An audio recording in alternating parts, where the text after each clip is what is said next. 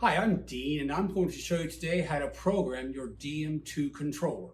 The fryer has to be in the on position, so hit the toggle switch, put it to fryer, and it will go through its warm-up mode.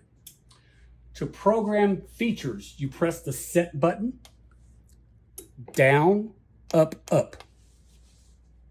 Fahrenheit shows. To change that, simply press either button, Celsius, Fahrenheit. We'll keep it on Fahrenheit.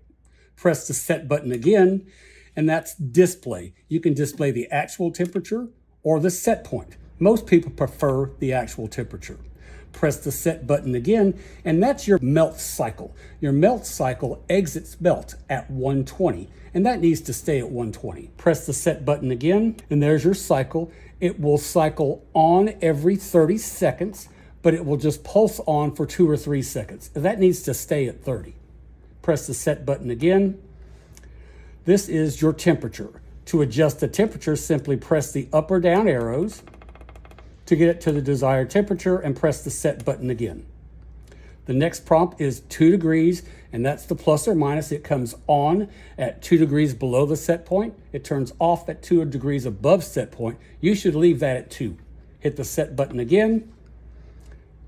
You want that to stay at 0. That's the offset. Don't change that number.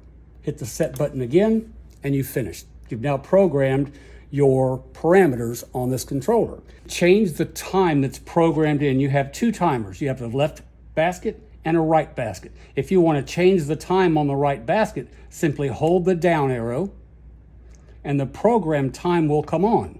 If you want that to be 3 minutes, simply press the down. I'm holding it in, it makes it scroll faster. And now that is set for 3 minutes. Simply hit the set button and it's programmed in. For your left basket, simply hold in the up arrow. The program time will prompt using your up or down arrows. You change your time. You can hold the button in and it will scroll faster, or you can push it one at a time to go slower. We'll set this for 25 minutes. Hit the set button again and it accepts that prompt.